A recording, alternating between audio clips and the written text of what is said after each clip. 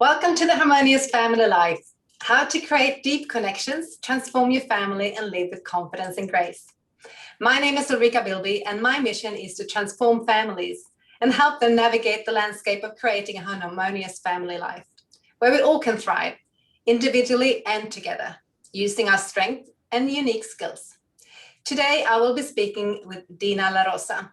Deana is a wife, a mother, and a businesswoman. And she's committed to using her life experience to help others. Welcome and thank you, Deana, for taking the time and being here today and talking with me. Thank you. I'm so happy to be here. Yeah, I'm super excited. Today, we will be talking on a topic that's called blended families. And I know that is something that, more and more people are experiencing and more familiar with. So before we jump into that, why don't you tell me a little bit about you and the passion that you have for the subject and what you do? Sure. So Deana La Rosa and I am our family. We have a family of 7. So my husband and I came together under really rough times, market crash. We were both independently successful, single parents. I had 2 girls. My husband had 1 daughter that was close to my youngest daughter's age. And we got together, market crashed, everything was going on. And then as we were trying to figure out, navigating a blended family, we had 2 more kids together. And my son had some health issues. So it was like a stacking of things going against us, so to speak. And, you talk about harmonious family. All we wanted, right? And it sounds so simple, is a family full of love and kindness and just, we got your back. We stand by each other, not perfection, but just a loving, united family. And so my background is financial and as a mortgage broker, right? So I run a mortgage brokerage and I'm a coach.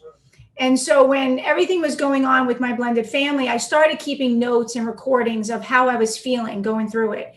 And I started to reflect back on that. And when I came from a place, there was a time where I thought there is no way I'm going to have that beautiful blended family that I dreamed of, that, the love for my husband is going to shine through all my kids. It just felt like, I just had to give it up. It wasn't going to happen. And I was kind of like protecting my 2 kids because I felt like with all the external involvement from exes and grandparents that it wasn't going to happen.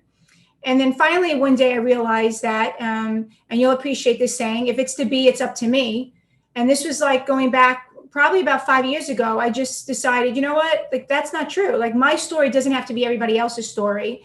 And so I just decided that if I can do all I've done in the past to grow my business, to be, an amazing, businesswoman, like I've done a lot of amazing things in business, why can't I put that effort and more into my family? So I just decided, you know what, I am going to stand for my family and I'm going to put in the effort. And so I follow really simple principles day to day when I would wake up and how I handle things so that I could create that harmonious, really like light aired feeling in my house. There wasn't that tension where you could cut a knife with it. It was more like, this is my safe place.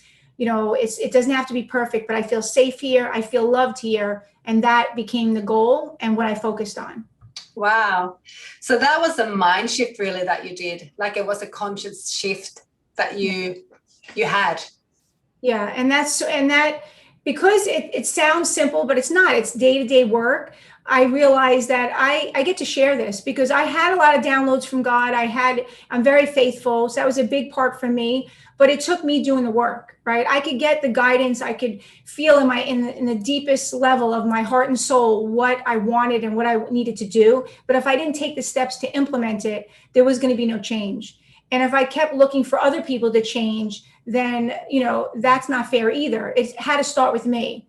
And so I decided that it's going to start with me. And I know that I have the ability to create that ripple effect inside my 4 walls, but then outside to the other parents to get it to where it is today, which it's, I get along with my ex-husband, my husband's ex-wife.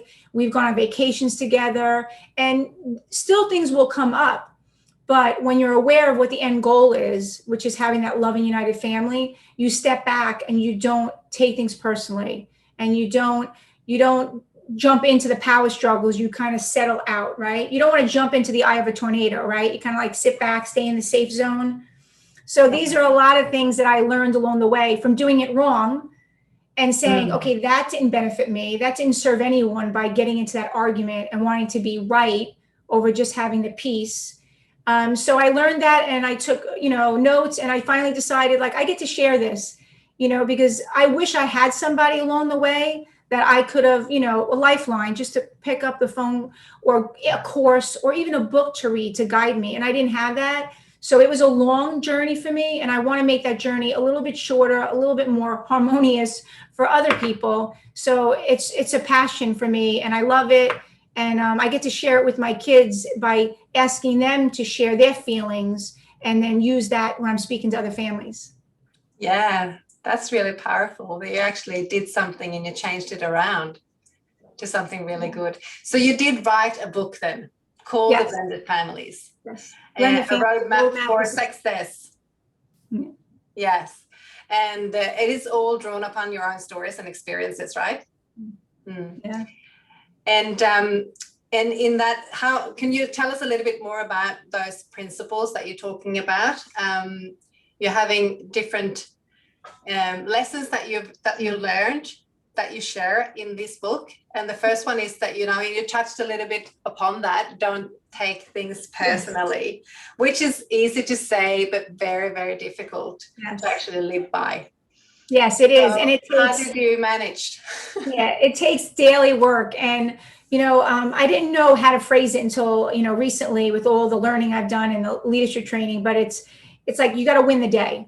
So if you think of where you're at now, whether it's in a blended family or even dealing with children or ex-spouses, it can get overwhelming to think it's never going to get there, because it's so tough. But you really just have to, stack it and just like win every day in being the best version of yourself. And so for me, it was wanting to be right. It was part ego of, taking everything personally. Everything was a personal attack. So when I stepped out of it and said, this is not about me. Like, I'm a grown woman. I can take it. My only goal and my only vision when I birthed children, right, was to give them all the tools they need to be a loving, caring adult, to be able to have the tools to be a good parent and a good, know what a good relationship is when they grow up. So I just turned my whole viewpoint around to say, okay, this is not about me. I get to be selfless here and focus on what's in the best interest of my kids. As a mother, what do I want for my kids long term? And that's not always easy when you're like, you got that blind spots and you're in the moment. You want to react.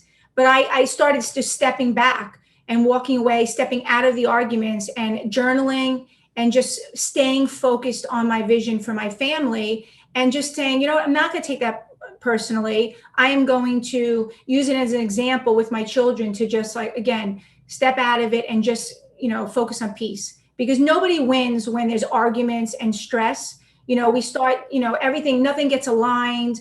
And that's when you start getting sick. And I noticed that with me, I started to get really like my autoimmune kicked in. I started to have all these issues. And then that causes anxiety and stress in your kids. So it doesn't serve anyone to prove a point or to get into an argument. So you just make a decision for your family to step back and just, use those things as an example to just win the day with peace and love. And it doesn't you take the ego and everything else out of it. Yeah. So that's the first big step. And it's not easy, but it's the first big step and it changes everything. Yes, I believe you. You said something about that you did journaling. Is that part of the journey as well, to step out of yourself and to write things down? I do believe so, because for me, I didn't want to always say how I felt openly and honestly, because I didn't want to hurt anyone's feelings.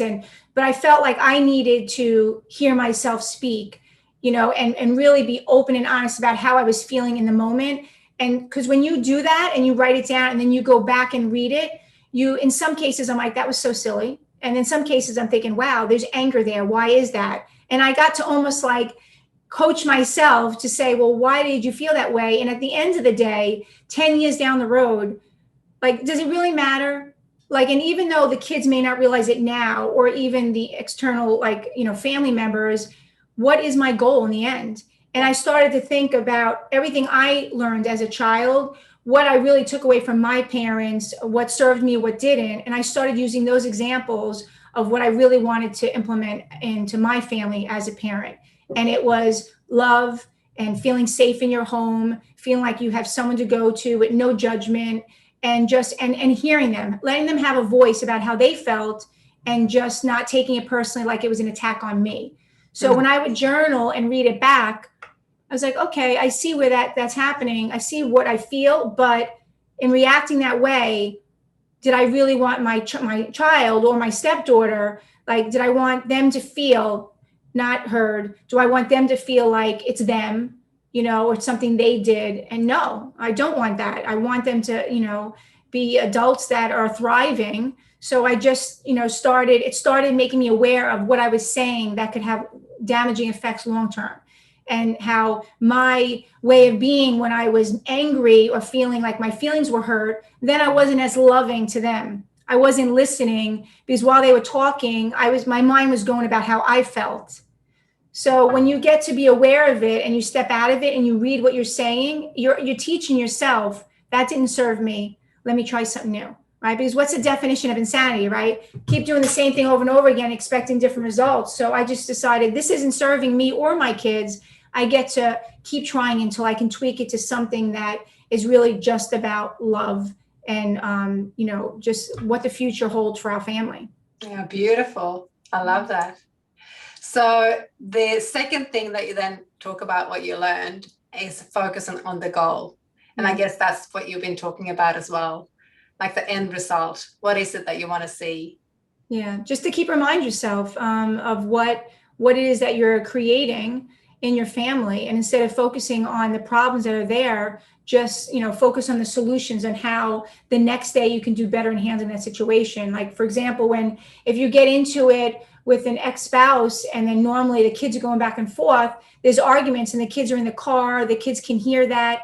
And it literally, if you can picture just like a cloud just going right over your kid's head, and they carry that, and they may be on their phone, they may pretend that they don't really hear it or it's not affecting them, but it literally puts like a cloud over their head, and it starts to kind of like dim their personality. It creates like a negativity inside them and affects their spirit and everything. So when I realized that, and I was like, I would never want to do that to my child, I started realizing that every little thing adds up to who they're going to be as an adult. So I get to start now, even though I've given myself grace, maybe I handled this wrong or this wrong, I get to start today. And every day, it's just win that day, and every day when it stacks onto it, it just becomes a new habit of how you handle things. And then you see the results. You see the smile on your kid's face. You see how when they come in, even if something happens, they're able to handle it because you don't